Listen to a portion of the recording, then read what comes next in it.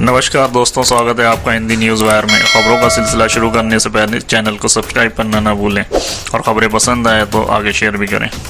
जैसा कि हम सब जानते हैं कि देश में लॉकडाउन की स्थिति है। लॉकडाउन को लेकर सरकार द्वारा कुछ महत्वपूर्ण कदम उठाए गए हैं जिन्हें आपका जानना ज़रूरी है। वीडियो को अंत तक ज़रूर देखें। लॉकडाउन में फंसे प्रवासी मजदूरों को उनके घर पहुंचाने के लिए विशेष ट्रेनें चलाई जा रही हैं। इस बीच रेलवे पर कई विपक्षी पार्टियों ने श्रमिकों से किराया वसूलने का आरोप भी लगाया है। इस पर अब रेलवे का जवाब आ गया है। समाचार एजेंसी ANI ने रेल मंत्रालय के सूत्र के हवाले से कहा है कि रेलवे राज्य सरकारों से इस वर्ग के लिए केवल मानक किराया वसूल रहा है, जो रेलवे द्वारा ली जाने वाली कुल लागत का महज 15% है। सूत्र ने कहा है, रेलवे प्रवासियों को कोई टिकट नहीं बेच रहा है और केवल राज्यों द्वारा प्रदान की गई सूचियों के आधार पर यात्रियों को यात्रा करवा रहा है। भारतीय रेलवे सामाजिक दूरी को बनाए रखने के लिए प्रत्येक कोच में बर्थ खाली रखते हुए श्रमिक विशेष ट्रेन चला रहा है।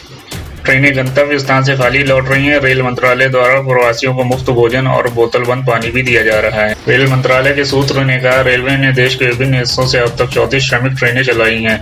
संकट के समय में विशेष रूप से गरीब लोगों को भी सुरक्षित और सुविधाजनक यात्रा प्रदान करने की अपनी सामाजिक जिम्मेदारी को पूरा कर रही है। इस मामले में कांग्रेस सांसद राहुल गांधी ने ट्वीट करते हुए कहा था, एक तरफ रेलवे दूसरे राज्यों में फंसे मजदूरों से टिकट का भाड़ा वसूल रही है, वहीं दूसरी तरफ रेल मंत्रालय PM केयर फंड में 151 करोड़ रुपए का चंदा दे रहा है। जरा ये गुत्थी सुलझाइए।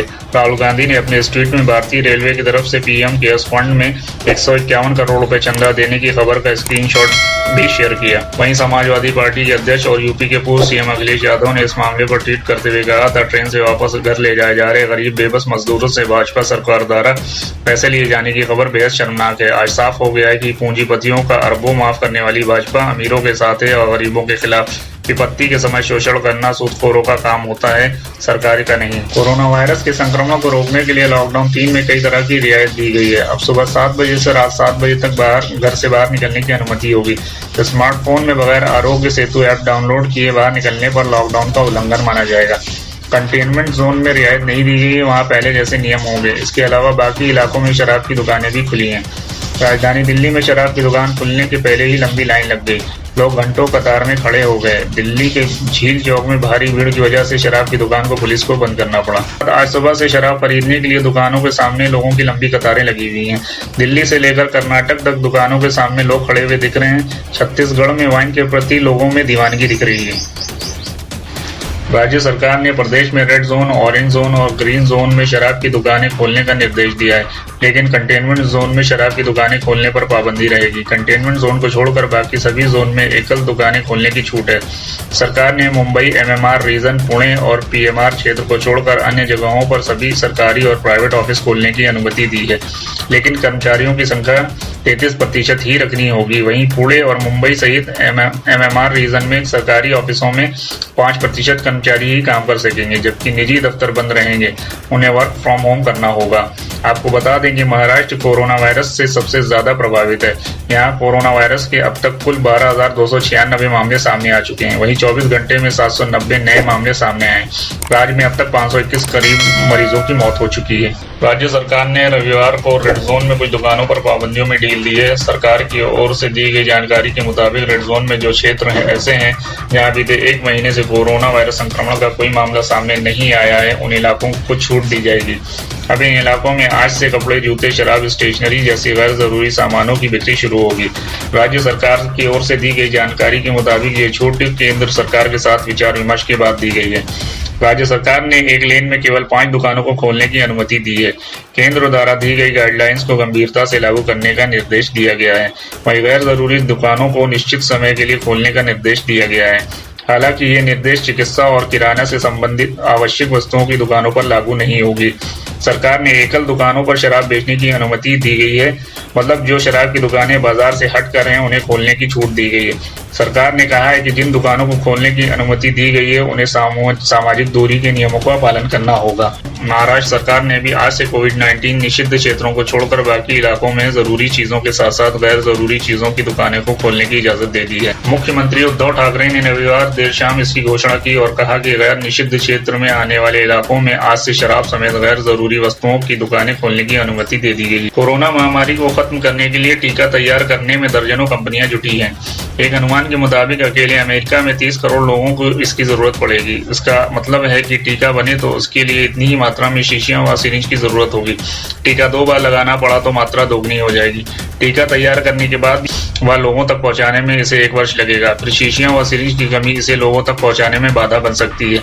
वॉशिंगटन डीसी के सेंटर फॉर ग्लोबल डेवलपमेंट में हेल्थ केयर सप्लाई चेन पर अध्ययन कर चुके प्रशांत यादव कहते हैं कि टीके के लिए शीशियां, उनके रबर कवर, सिरिंज की सप्लाई सुनिश्चित करने के लिए समय पर ऑर्डर देना जरूरी है। 30 करोड़ जैसी बड़ी मांग पूरी करने में निर्माताओं को 18 महीने लग सकते हैं। विशेषज्ञों के मुताबिक ट्रंप प्रशासन चिकित्सा उपकरण के ऑर्डर देने में देरी कर रहा है। ऑर्डर पूरे देश में सप्लाई करने के लिए नाकाफी है।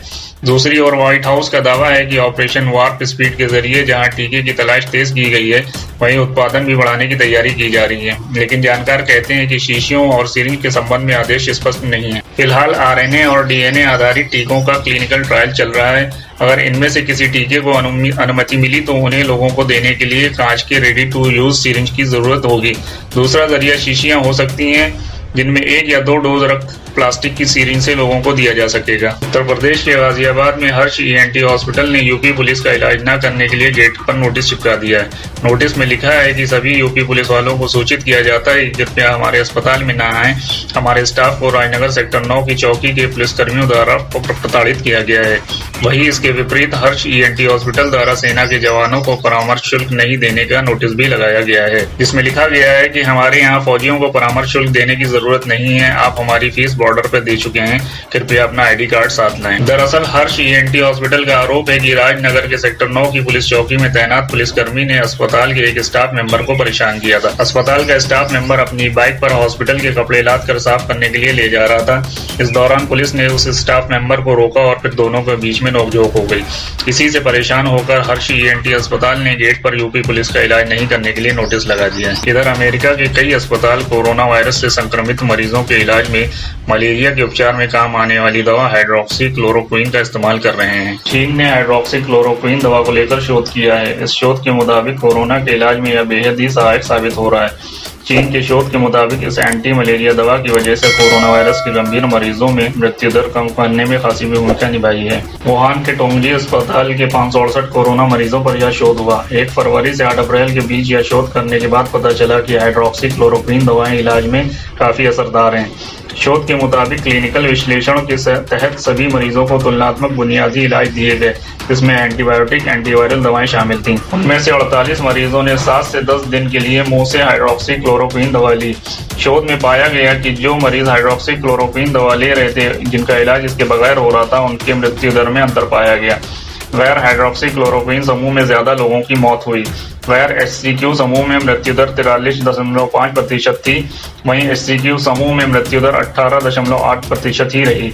शोधकर्ताओं की माने तो जो मरीज बेहद ही गंभीर स्थिति में है, उनका इलाज अगर हाइड्रोक्सी क्लोरोक्विन से की जाती है तो उन पर ज्यादा असर हो रहा है।